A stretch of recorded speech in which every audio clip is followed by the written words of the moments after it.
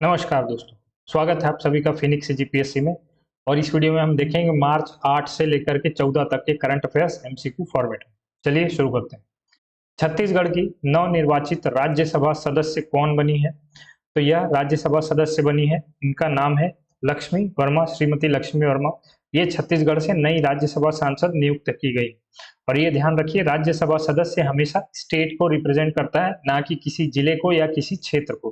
तो यह छत्तीसगढ़ की राज्यसभा सदस्य बनी है श्रीमती लक्ष्मी वर्मा। आदि पर्व 2026 के संबंध में इन कथनों पर विचार कीजिए और हमें इसमें बताना है कौन से कथन सही हैं। इसका आयोजन नवा रायपुर स्थित आदिम जाति अनुसंधान एवं प्रशिक्षण संस्थान में किया गया। इसकी थीम परंपरा से पहचान तक थी। तो यह दोनों कथन सही हैं। इसका आयोजन नवा रायपुर में किया गया था, इस आदिम जाति अनुसंधान एवं प्रशिक्षण संस्थान में, और इसकी थीम परंपरा से पहचान तक थी, यह भी बिल्कुल सही है।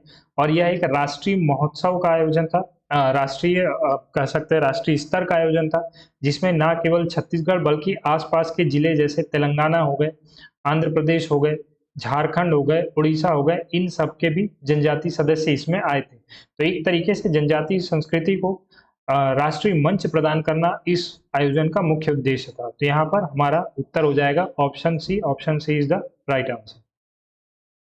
खेमली आइलैंड कहाँ स्थित है? पंडित रविशंकर जलाशय, मुरमसिल्ली जलाशय, हसदेव बांगू जलाशय या मिनी माता बांगू जलाशय? यहाँ पर हमारा सही उत्तर हो जाएगा पंडित रविशंकर जलाशय, धमतरी, जिसे गंगरेल बांध भी बोला जाता है, इसका एक हिस्सा है। मतलब गंगरेल बांध जो है वो इस जलाशय का हिस्सा है। और ठेमली आइलैंड यह चर्चा में क्यों है? क्योंकि इसे इको टूरिज्म में शामिल करने की प्रस्ताव रखी गई। इको टूरिज्म में इसे शामिल किया जाएगा ठेमली आइलैंड को। पीएम किसान सम्मान निधि योजना की 22वीं किस्त कब हस्तांतरित की गई? तो यह 22वीं किस्त हस्तांतरित की गई है 13 मार्च को। पीएम किसान सम्मान निधि योजना के तहत किसानों को 6,000 रुपए वार्षिक केंद्र सरकार की तरफ से वित्तीय सहायता प्रदान की जाती है, और यह 6,000 रुपए 3 किस्तों में दी जाती है। तो इस वर्ष की पहली किस्त अभी आई है 13 मार्च को, 2,000 रुपए किसानों के खातों में ट्रांसफर किए गए होंगे, बाकी 4,000 रुपए अन्य 2 किस्तों में भी आएंगे। तो यहाँ पर हमारा उत्तर हो जाएगा option A. State capital region में शामिल क्षेत्रों के संदर्भ में निम्नलिखित कथनों पर विचार कीजिए और हमें बताना है इनमें से कौन से क्षेत्र स्टेट कैपिटल रीजन में शामिल होंगे। रायपुर, दुर्ग भिलाई, नवा रायपुर अटल नगर या बिलासपुर? तो यहाँ पर हमारा सही उत्तर हो जाएगा बिलासपुर नहीं, रायपुर, दुर्ग भिलाई और नवा रायपुर अटल नगर, ये तीनों क्षेत्र स्टेट कैपिटल रीजन में शामिल होने वाले हैं। तो हमारा उत्तर हो जाएगा 1, 2 एंड 3, यानी option C is our right answer. धर्म स्वातंत्र्य विधेयक 2026 के प्रारूप को कब अनुमोदित किया गया? धर्मांतरण के विरोध में यह विधेयक लाया गया है।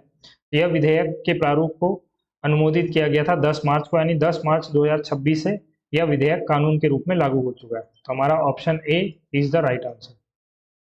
वर्ष 2024-25 के लिए राज्य में सर्वश्रेष्ठ जन औषधि केंद्र कौन सा घोषित किया गया है?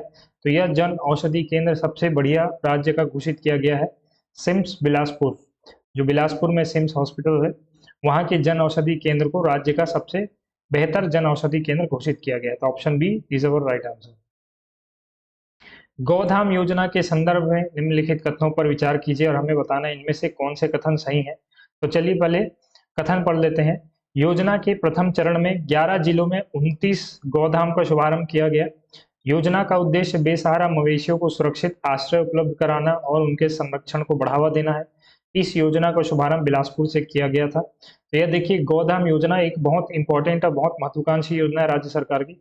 इसके बारे में पहले देखते हैं कि ये आखिर है क्या योजना, इनके प्रावधान देखते हैं, फिर हम इससे जुड़े हुए एमसीक्यूज हल करें। तो यह देखिए गौधाम योजना, इसकी शुरुआत की गई 14 मार्च 2026 को। हालांकि इसके जो भी प्रावधान वगैरह हैं वो लास्ट ईयर ही सामने आ गए थे, तो बहुत सारी चीजें पिछले साल ही क्लियर हो गई थी। तो ये शुरुआत की गई थी 14 मार्च 2026 को। प्रथम चरण में 11 जिलों में 29 गौधाम की शुरुआत की गई है, और इसका उद्देश्य, इस योजना का उद्देश्य है वह यही है, बेसहारा मवेशियों को सुरक्षित आश्रय देकर उनके संरक्षण को बढ़ावा देना और ग्रामीण अर्थव्यवस्था को सशक्त बनाना। यानी आप देखते होंगे सड़कों में, गांवों में भी आप देख लीजिए, आजकल तो यही हालत हो रही है। शहरों में सड़कों में जो मवेशियां घूमते रहती हैं इधर से उधर, कई बीमार हैं, कई सड़कों के बगल में बैठी हैं, कई बीच में बैठी हुई हैं, कई कॉलोनियों में घूम रही है, आपस में वहाँ दंगल भी होते रहते हैं, किसी को चोट भी लग जाती है। तो ऐसे मवेशी जो बेसहारा है, मतलब आवारा पशु जो हैं वो घूमते रहते हैं, आवारा गाय हो गई, आवारा नंदी हो गए, जैसे सांड बोला जाता है, उनको सुरक्षित आश्रय देकर उनको पकड़ करके इस गौशाला में रखा जाएगा, जिसका नाम रखा गया है गौधाम। तो यह बेसहारा मवेशियों को सुरक्षित आश्रय देंगे, उनके संरक्षण को बढ़ावा देंगे और इससे ग्रामीण अर्थव्यवस्था को भी सशक्त बनाने की कोशिश की जाएगी। किस प्रकार से कौशल प्रशिक्षण वगैरह दे करके फिर उनके गोबर के कई प्रोडक्ट्स बन सकते हैं, इस तरीके से ग्रामीण अर्थव्यवस्था को सशक्त बनाने की कोशिश की जाएगी। तो इसके अंतर्गत अब हम प्रावधान देखते हैं। प्रावधानों में आप देखिए गौधामों के नाम क्या रखे जाएंगे, सुरभि गौधाम, यानी राज्य में जितने भी गौधाम इस योजना अंतर्गत बनेंगे उनके नाम होंगे सुरभि गौधाम। फिर वो चाहे सूरजपुर में हो, सरगुजा में हो या फिर नीचे बस्तर, सुकमा, बीजापुर में कहीं भी हो, उनका नाम रखा जाएगा सुरभि गौधाम। कुल राज्य में 1460 गौधाम स्थापित होंगे, हर विकास खंड में 10-10 गौधाम यहाँ पर स्थापित होंगे। कुल 146 विकास खंड है छत्तीसगढ़ में, सभी विकास खंडों में 10 यानी कुल 1460 गौधाम स्थापित होंगे। गौवंश के पोषण आहार के लिए प्रतिदिन प्रति गौधाम को पशु सहायता दी जाएगी। पहले वर्ष 10 रुपए, यानी पशु सहायता उनके चारा वगैरह के लिए, उनके इलाज वगैरह के लिए और जो इनके रख रखाव के खर्च आते हैं, तो पहले वर्ष 10 रुपए प्रतिदिन प्रति पशु सहायता दी जाएगी। दूसरे वर्ष इसे बढ़ाकर 20 रुपए किया जाएगा, तीसरे वर्ष 30 रुपए और फिर चौथे वर्ष से जब तक यह योजना चलेगी तब तक 35 रुपए प्रतिदिन प्रति पशु के हिसाब से गौधाम को सहायता प्रदान की जाएगी। फिर गौधाम अधोसंरचना निर्माण और इनके मरम्मत के लिए प्रति वर्ष 5 लाख रुपए की सहायता होगी। ये दो प्रोविजन जो है वो इम्पोर्टेंट है। इनमें जो चरवाहे होंगे और जो गौ सेवक होंगे उनको मानदेय भी प्रदान किया जाएगा। तो चरवाहों को मानदेय होगा 10,916 रुपए प्रतिमाह, वहीं गौ सेवकों को मानदेय होगा 13,126 रुपए प्रतिमाह।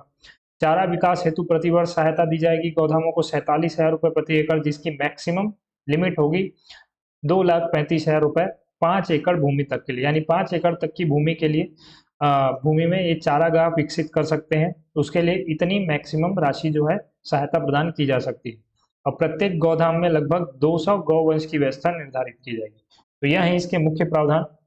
अब इसमें हम देखते हैं इंपॉर्टेंट क्या है। तो इंपॉर्टेंट तो आप पहला तो नाम याद रखेंगे, Surabhi गौधाम।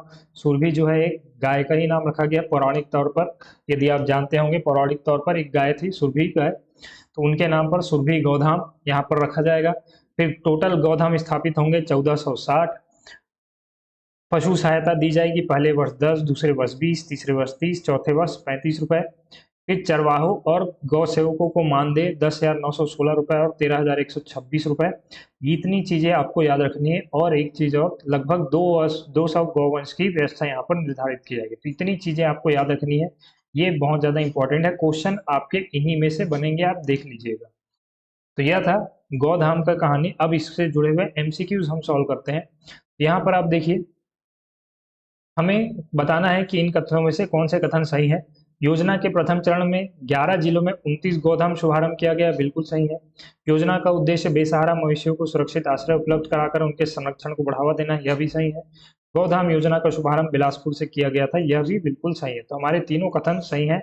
Option D will be your right answer. Gaudham योजना के संबंध में कथनों पर विचार कीजिए और हमें बताना इनमें से कौन से कथन सही हैं। तो गौधामों में पशुपालन, हरा चारा उत्पादन एवं गोबर आधारित उत्पाद निर्माण का प्रशिक्षण दिया जाएगा, यह सही है। ग्रामीण अर्थव्यवस्था को मजबूती इसी के द्वारा दी जाएगी। राज्य के सभी गौधाम सुरभि गौधाम के नाम से जाने जाएंगे, यह भी हमने देखा सही है।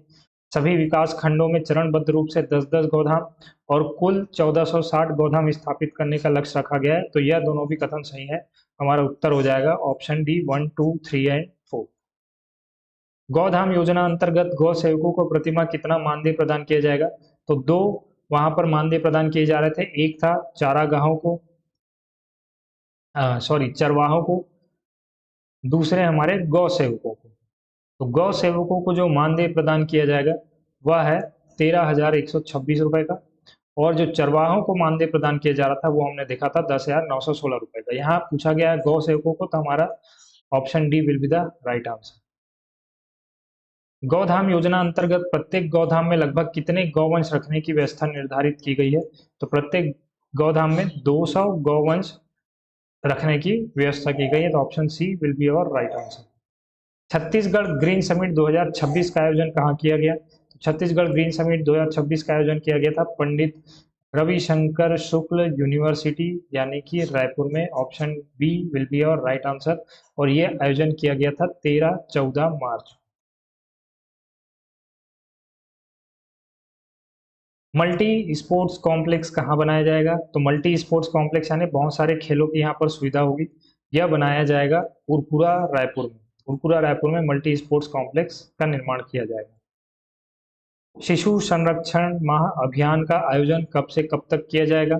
तो यह शिशु संरक्षण माह जिसमें बच्चों की देखभाल की जाएगी, उनकी टेस्टिंग वगैरह, साथ में ही उनको कुछ उपचार वगैरह के लिए, जैसे किसी में खून की कमी है या एनीमिया से कोई ग्रस्त है या कुपोषण है, तो उसके उपचार के लिए कुछ टैबलेट्स वगैरह या कुछ सप्लीमेंट्स वगैरह भी प्रोवाइड किए जाएंगे। और यह आयोजित होगा 17 मार्च से 21 अप्रैल तक। 17 मार्च से 21 अप्रैल तक यह शिशु संरक्षण माह मनाया जाएगा। तो option B will be our right answer. Kudargarh महोत्सव 2026 का आयोजन कब किया जाएगा? तो यह कुदरगढ़ महोत्सव सूरजपुर में आयोजित किया जाता है। माँ बागेश्वरी देवी का मंदिर है यहाँ। तो यह आयोजित किया जाएगा 23 से 25 मार्च। 23 से 25 मार्च 2026 में इस महोत्सव का आयोजन किया जाएगा। तो चलिए, यह था हमारा 8 से 14 मार्च तक के based current affairs MCQs format में। मिलते हैं आपसे अगले ऐसे ही वीडियो में। तब तक के लिए जय हिंद, जय भारत, जय छत्तीसगढ़।